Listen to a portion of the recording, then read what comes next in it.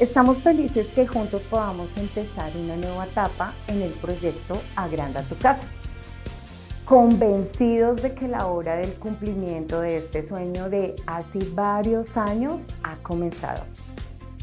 Les compartimos la estrategia. Cada uno de nosotros podrá donar una parte del terreno de la nueva casa.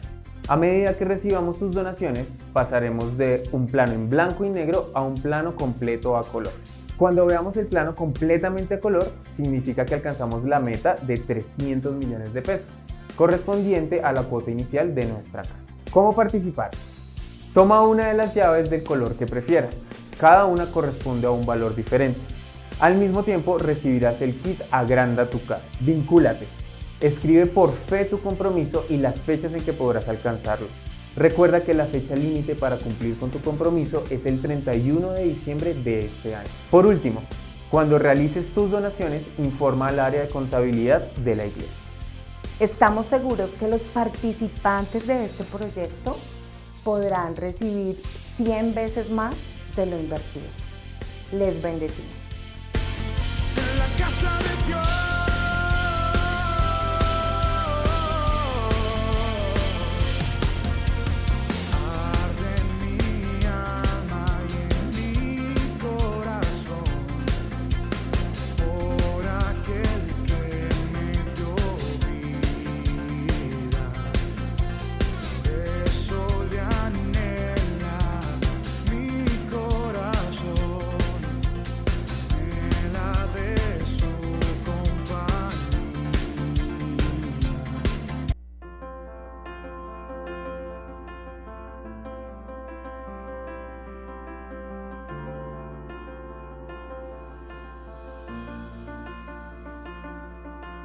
Lucho con las voces en mi mente, dicen nada soy.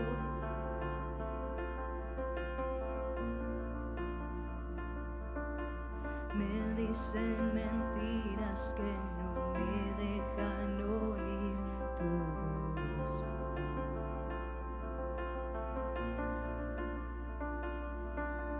En cada momento me demuestras que no soy mi error.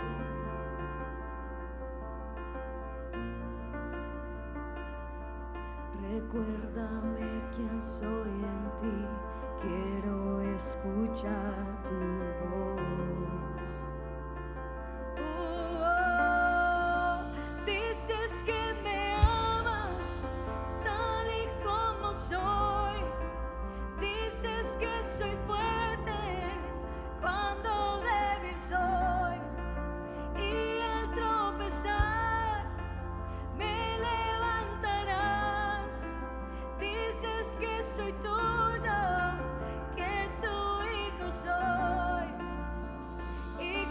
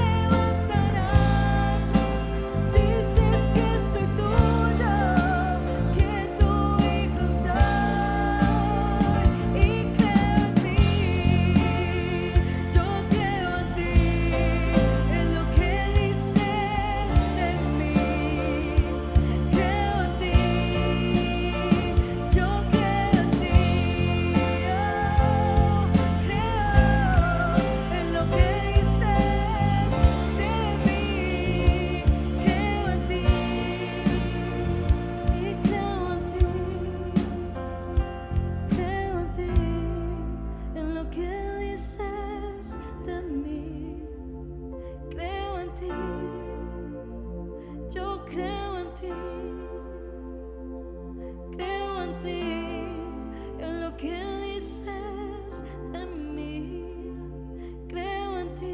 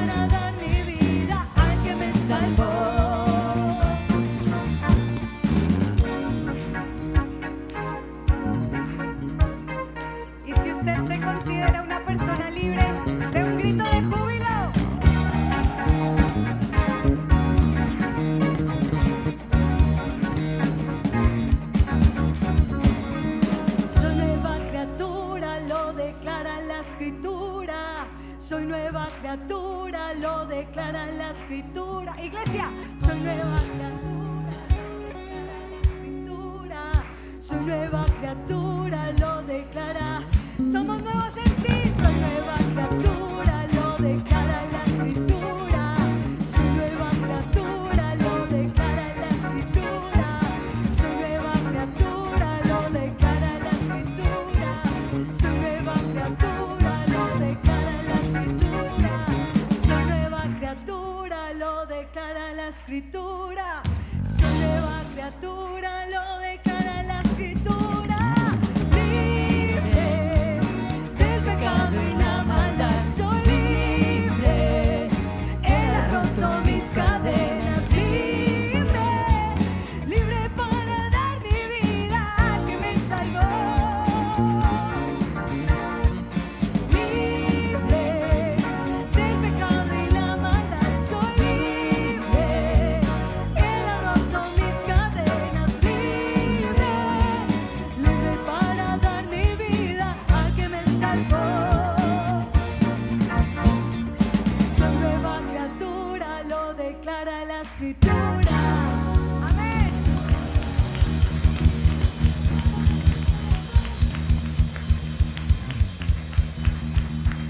Bueno, con el saludo de bendición para todos, quisiera hablar acerca de la seguridad del creyente.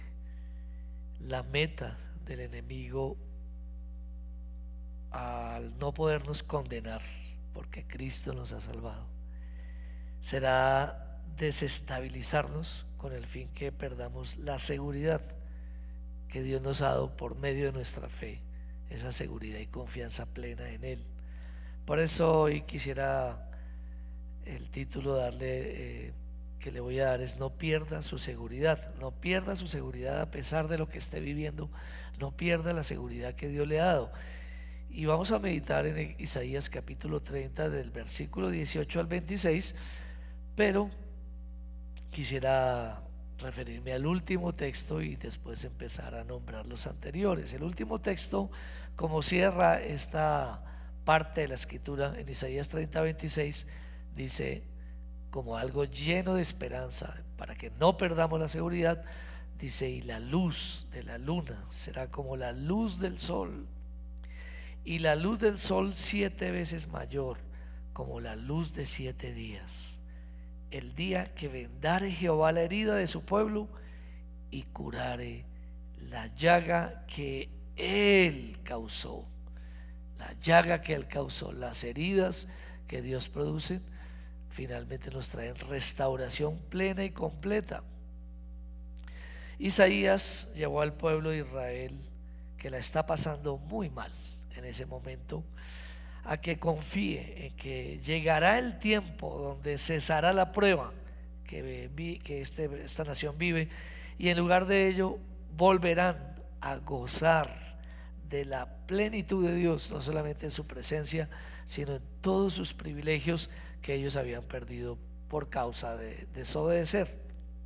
Pero mientras esto pasa, Israel deberá seguir 3 instrucciones, así como mientras nosotros estemos heridos por el Señor, es decir, que Dios nos permita vivir adversidades pudiendo intervenir y quitarlas, pero mientras esto pasa, nosotros sigamos 3 instrucciones mientras llega esa plenitud y esa bendición y ese tiempo de sosiego y ese tiempo de descanso, de refrigerio tan anhelado, tan necesitado, el tiempo de consuelo después de la medida de tribulación, la medida de consuelo. Las 3 instrucciones: la primera es arrepentirse. El pueblo debía arrepentirse, nosotros también debemos arrepentirnos. El arrepentimiento debe existir siempre en el cristiano. El arrepentimiento no ocurre cuando uno se entrega a Cristo y punto, sino que es todo un estilo de vida por causa de nuestra naturaleza frágil, y de seguro la segunda venida de Cristo, donde nuestro cuerpo será redimido. Pero mientras estemos dentro de este cuerpo, vamos a pecar, como dice primera de Juan 1, 8 y 10, que el que diga que no tiene pecado le hace a Dios mentiroso. Entonces la necesidad del arrepentimiento va a estar siempre al frente de nosotros y es inspirada por el Espíritu de Dios. El pueblo de Dios tenía la luz, pero amaba las tinieblas. Y nosotros podíamos decir: qué pueblo tan tremendo, pero realmente nosotros también a veces amamos una que otra tiniebla. Somos redargüidos y nos causa dolor que amemos una que otra tiniebla, pero desafortunadamente esto sucede. Los profetas refrenaban a los al pueblo de Dios en sus pecados, los confrontaban. ¿Y qué hacía el pueblo de Dios? Lo tomaba mal, no les gustaba oír los santos mandamientos de Dios, y menos acerca del odio que Dios tiene y el distanciamiento absoluto que Dios tiene con el pecado. Sin embargo, en medio de esa confrontación, lucha, dolor, alejamiento, alguien dijo algún día que no es que Dios se aleja, porque Dios permanece para siempre, sino que nosotros somos los que nos alejamos. Pero no obstante, a pesar de esto, Dios extendería su misericordia en su paciencia. Isaías 30, 18 dice: por tanto, Jehová esperará para tener piedad de vosotros, y por tanto será exaltado teniendo de vosotros misericordia, porque Jehová es Dios justo. Bienaventurados todos los que confían en Él. Nuestros pecados o nuestro pecado siempre nos va a traer herida, nos va a traer primeramente vacío, herida, dolor. La faceta esperada de Dios era solo de un Dios misericordioso y no de un Dios justo. La justicia de Dios va ligada a su misericordia. En una mano la justicia, en otro lado la misericordia. Y el propósito de Dios siempre será no dejarnos en la condición caída, no dejarnos en el alejamiento, no dejarnos en la práctica de algún tipo de hábito malsano que nos aleje de Él. Limpiarnos. Dios castigaría las acciones hechas por sus hijos. Isaías 30, 19 y 20 dice: ciertamente el pueblo morará en Sión, en Jerusalén. Nunca más llorarás. El que tiene misericordia se apiadará de ti. Al oír la voz de tu clamor te responderá. Bien que os dará el Señor pan de congoja y agua de angustia. Con todo, tus maestros nunca más te serán quitados, sino que tus ojos verán a tus maestros. Cuando hay pecado en la vida del pueblo, lo que se pierde es la luz, el contacto con la palabra. Lámpara es a mis pies tu palabra, lumbrera mi camino. Las lámparas otra vez iban adelante de la persona que iba pasando por lugares oscuros, y cuando alumbraba iba alumbrando y la persona iba dando los pasos para no tropezar. Pero cuando esa luz se volvía tenue o se apagaba, pues lo único que tenía que hacer las personas es vivían a tientas, tropezando y con la angustia. Y aquí esa angustia reflejada con el pan de congoja y el agua de angustia. Y en medio de esto Dios sacaría clamor, el clamor que quizás David tuvo en el Salmo 42 y 43, cuando dijo: envía tu luz y tu verdad, estas me llevarán al lugar santo y a tus moradas, oh Dios. Entraré al altar de Dios, al Dios de mi alegría y al Dios de mi gozo. Se pierde el gozo, se pierde la alegría cuando estamos pecando o fallando a Dios. Si clamamos a Dios por nuestra restauración, saborearemos. Cuando clamamos a Dios por restauración, pues Dios nos va a dar su presencia. Pero si permanecemos en nuestros pecados, vamos a saborear igualmente también el fruto de nuestras malas acciones. ¿Qué hará Dios? Dios producirá el arrepentimiento en nosotros por medio de su disciplina. Jeremías 30, versículo 11, y nos va a decir Jeremías así de la siguiente manera: porque yo estoy contigo para salvarte, dice Jehová, y destruiré a todas las naciones entre las cuales te esparcí, pero a ti no te destruiré, y es la palabra que quiero reseñar dentro del arrepentimiento, sino que te castigaré con justicia, de ninguna manera te dejaré sin castigo. El padre que ama al hijo lo disciplina. Entonces Isaías lleva a Israel, que la está pasando muy mal, a que confíen que llegará el tiempo donde cesará la prueba que está viviendo, y en lugar de esta prueba volverán ellos a gozar de la plenitud del Señor en su presencia y privilegios. Pero mientras esto acontece, mientras llega, Israel debería seguir 3 instrucciones. La primera, arrepentirse. Y al punto del arrepentimiento, ¿qué hacer? Alguien diría: ¿qué sigue el arrepentimiento? Mire, cuando nos arrepintamos, volvamos a la palabra, volvamos a leer más la palabra. Cuando nos hemos distanciado por los pecados, aún estando con la palabra en la mano, pero cuando pequemos y estemos azotados por su mano y volvamos de corazón a Él, vayamos a la enseñanza. Entonces lo primero es arrepentirse, lo segundo es adoctrinarse, volver a la doctrina, volver a la enseñanza, aprender más. Isaías 30:21. Entonces tus oídos oirán a tus espaldas, luego el arrepentimiento. Podremos oír a nuestras espaldas palabra que dice o palabra que diga: este es el camino. Otra vez volvemos a ser orientados, otra vez volvemos a las sendas.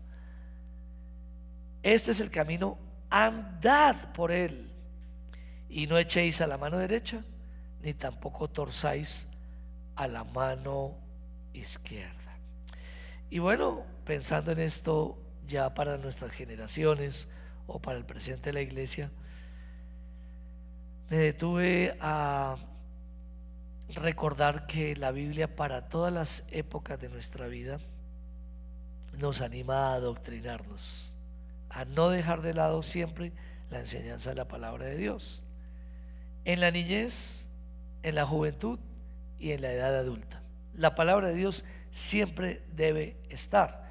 Y ahora que vemos el peligro y la amenaza grande de un fenómeno como fenómeno en el sentido de pecado más bien, como la homosexualidad, el fenómeno es la respuesta que está teniendo y la conformidad que la sociedad tiene con este pecado que destruye la sociedad y que avergüenza la creación de Dios. ¿Y qué hacer? Pues adoctrinarnos, tener un arrepentimiento genuino de los padres y llevar a nuestros hijos por medio de la palabra para que ellos puedan entonces un día tomar una decisión. Pero si nosotros no lo adoctrinamos, no vamos a la iglesia. De pronto algunos no van a la iglesia seguido a escuchar la palabra, por supuesto, no es venir a la iglesia. Si no están entre semana leyendo la Biblia diariamente, si no andan en sus grupos, si no hay un altar familiar, si los padres no caminan con los hijos hablando al entrar, al salir, al sentarse, al acostarse de la palabra de Dios, pues el antídoto que va a ser la vacuna que va a ser para ese virus en el futuro para los hijos, pues sencillamente no va a estar, por lo cual ellos van a padecer, tocar quizás esas tiendas de pecado, o algunos morir, no físicamente, sino ser sepultados y separados de la voz de Dios, estando vivos en la tierra. Entonces en la niñez, 2 de Timoteo 3, 14, 15 dice, Pablo le dice a Timoteo: pero persiste tú, hablando del depósito que debe existir en las personas, en lo que has aprendido y te persuadiste. Nota, es necesario enseñar a las personas para que ellos tomen la decisión. Ahora, por ejemplo, que vamos a tener bautismos en la iglesia, cuando los padres dicen: yo quiero bautizar a mi hijo, pareciera que tuvieran la misma actitud que tenían cuando eran católicos y le nacían sus hijos, con la mentalidad y la tradición y la doctrina que si no se bautiza el niño de pequeño, entonces no va a ser librado de. Vivimos siempre bajo el concepto de temor, no bajo el concepto de convicción, y debemos tener convicción en lo que seguimos. Entonces, cuando mis hijas me decían: quiero bautizarme, papá, ya desde los 7 años, tuve la tentación que todo padre decía: ay, pastor, bautícemelo, bautícemela. Yo pues los hubiera bautizado, pero esperé. Y luego a los 10 años, a los 11, van a haber bautismo, yo. Y dije: no, van a aprender lo que es el bautismo, van a aprender para que ustedes sean persuadidas, para que lleguen a una decisión.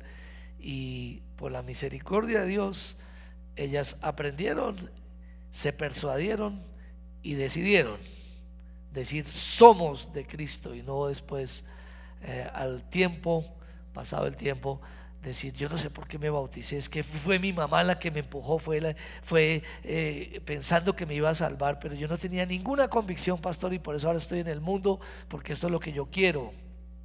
O algunos dicen: ¿me puede volver a bautizar? Porque en esa época no, realmente lo hice fue estaba emocionada Y aunque la vida cristiana y la fe cristiana esté en medio de las emociones, pues realmente no se fundamentan en las emociones, sino en las creencias, en los fundamentos.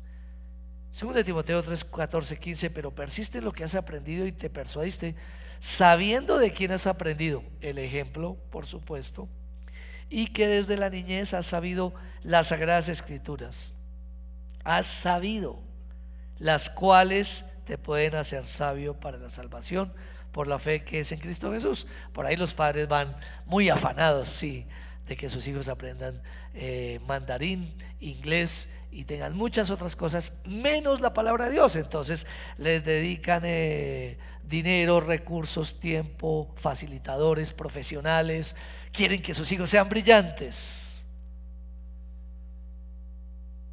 pero no van a brillar, solo van a ganar mucho dinero o van a tener oportunidades, pero no van a ser luz en medio de la oscuridad. Asimismo, en la juventud, la época de mayor inestabilidad, adolescencia, juventud en los creyentes. Pero Pablo le escribe a Timoteo diciéndole, según de Timoteo 4, 12 y 13: ninguno tenga en poco tu juventud, pero se requiere, paráfrasis, que seas ejemplo de los creyentes. Los jóvenes necesitan ser ejemplo con otros jóvenes, no jóvenes taimados que llegan a la iglesia cristiana y van a la escuela dominical, pero entre ellos se miran y saben de sus perversiones, sino jóvenes que son ejemplo en palabra, en la palabra de Dios, en conducta, en amor, en espíritu, fe y pureza. El apóstol Pablo le dice a su joven Timoteo: entre tanto que voy, ocúpate en la lectura, la exhortación y la enseñanza. En eso debemos ocuparnos. Pero mi papá se ocupa solo en los negocios, en la producción de dinero. Yo entonces me ocupo solamente en mis juegos, la virtualidad. ¿Y qué decir de la edad adulta? No menos debemos bajar la guardia. Segunda de Pedro 1, 12 al 15. Por esto yo no dejaré de recordarnos, el verso 12 y 15 de segunda de Pedro capítulo 1, siempre estas cosas, aunque vosotros las sepáis. Mucha gente no viene al grupo de mentoreo, y algunos aún, cuando uno en grupos de liderazgo, ¿a qué se reúne uno? A leer la Biblia, ¿y qué más? No, y a orar, no más. La gente está esperando, como en época de los atenienses, que el pastor y el predicador y los líderes les den algo nuevo, algo extraordinario. Dame la última. No, volvemos al mismo libro sagrado, fuente de inagotable sabiduría y de presencia de Dios. No dejaré de recordaros siempre estas cosas, aunque vosotros las sepáis y estéis confirmados en la verdad presente. Verso 15: también yo procuraré con diligencia que después de mi partida vosotros podáis en todo momento tener memoria de estas cosas, del mismo libro que Dios quiso que sirviera para toda la vida. Si tenemos la palabra de Dios, en todas nuestras épocas será posible no sucumbir frente a las tentaciones, porque de eso se trata, de permanecer en Dios y no ceder a tentaciones y permanecer esclavizados con hábitos y adicciones que nos pueden destruir por completo. Así es que nos escaparemos del lazo del diablo. Isaías 30, 22 nos dice lo que nosotros debemos hacer con las impurezas que cabalgan silenciosamente alrededor de nosotros como sombras, hablándonos en nuestro camino para desviarnos a la derecha o a la izquierda. ¿Qué debemos hacer luego de concentrarnos en la palabra? Entonces, luego de que la palabra está en nosotros, profanarás la cubierta de tus esculturas de plata y la vestidura de tus imágenes fundidas de oro, prácticas a las cuales había llegado Israel después de haber escapado de las tradiciones de los pueblos, había vuelto atrás. las apartarás como trapo asqueroso o como una toalla higiénica. En el sentido estricto de la palabra trapo asqueroso dentro del contexto hebreo. Sal fuera, les dirás, a todo lo que atenta contra la santidad de Dios y que se camufla y se une con nuestra naturaleza propia, le dirás: sal fuera, fuera de mí. Manifiestas son las obras de la carne, que son inmoralidad, mentira, codicia, enemistad. ¿Qué le diremos a eso? Que va con nosotros y nuestros patrones generacionales. Sal fuera de mi vida, sal fuera de mi vida. Esa sería una buena guerra espiritual para hacer en nuestras casas. Empieza con el hastío de lo que nos separa de Dios. La idolatría que nos distraiga será echada, sean personas o cosas que nos quiten o que quiten mejor la contemplación de la gloria de Dios o la gloria de Dios y la concentración de su pueblo en su camino. Satanás querrá que le sirvamos.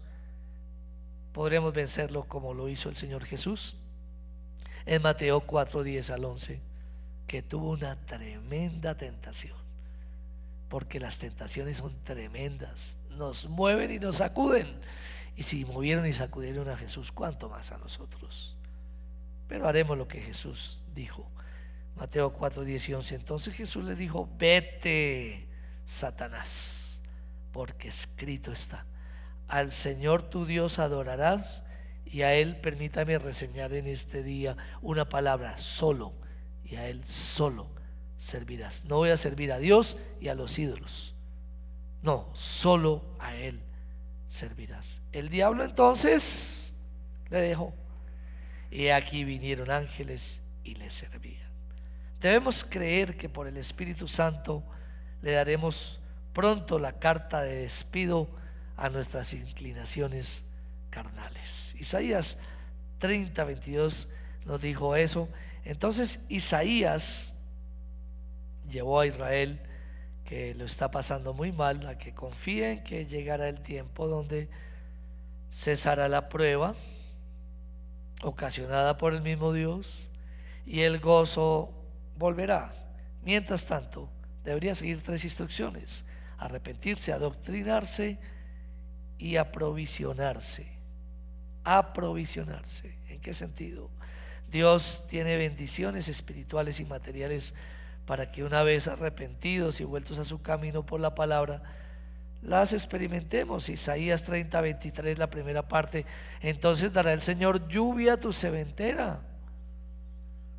Ahí sí nos tomamos de todas esas promesas que Dios ha dado, o tomamos algunas promesas para orar por ellas, esperando que Dios en su voluntad nos sea concedida en su tiempo. En los salmos encontraremos grandes promesas integrales que Dios nos ha reservado, como las que hay en el Salmo 121. Permítame recordarlo: alzaré mis ojos a los montes, ¿de dónde vendrá mi socorro? Mi socorro viene de Jehová. ¿Por qué decirlo? Pues estoy arrepentido, he vuelto a su palabra, he echado fuera mis contaminaciones. Ahora puedo decir con firmeza lo que dice la palabra: mi socorro viene de Jehová, que hizo los cielos y la tierra. Por lo tanto, no hay nada en la tierra que Dios no me pueda dar, si es su voluntad. No dará tu pie al resbaladero, ni se dormirá el que te guarda. He aquí, no se adormecerá ni guardará el que guarda a Israel. Jehová es tu guardador, Jehová es tu sombra a tu mano derecha. El sol no te fatigará de día, ni la luna de noche. Él guardará tu alma. Jehová guardará tu salida y tu entrada desde ahora y para siempre.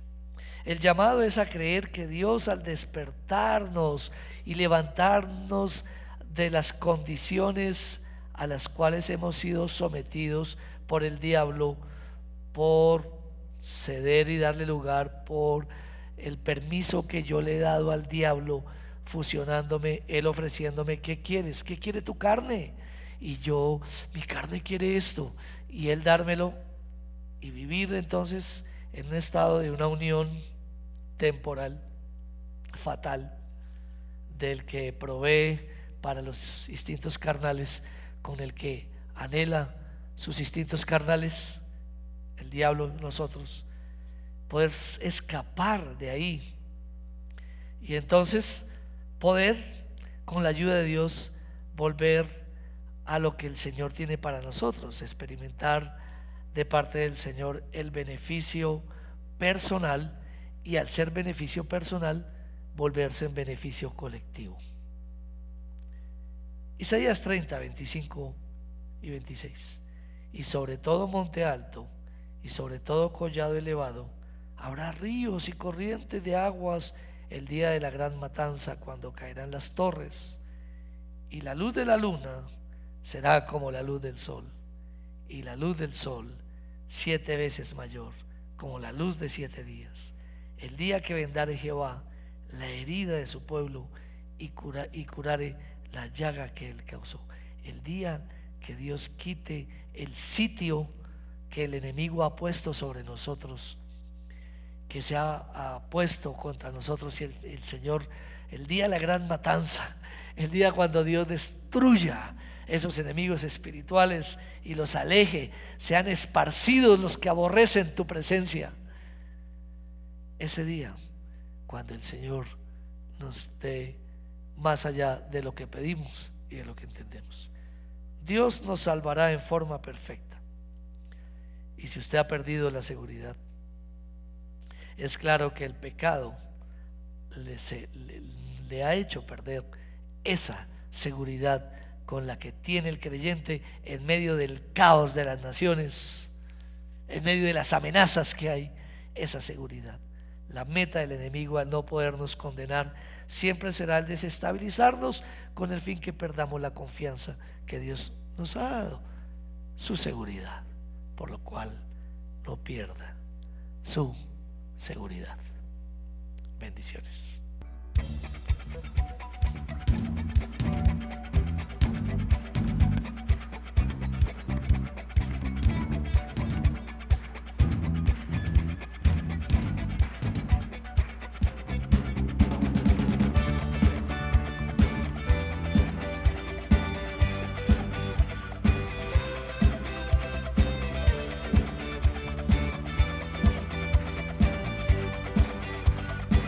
Digamos juntos.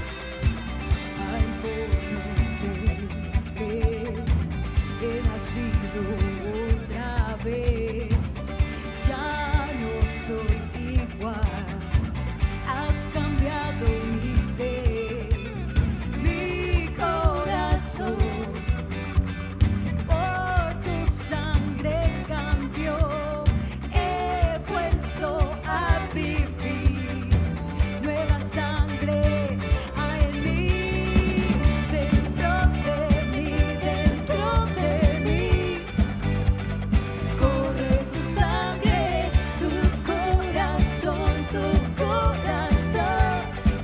late dentro de mí, tengo en mí, nueva canción, quiero cantarte por la eternidad, dentro de mí,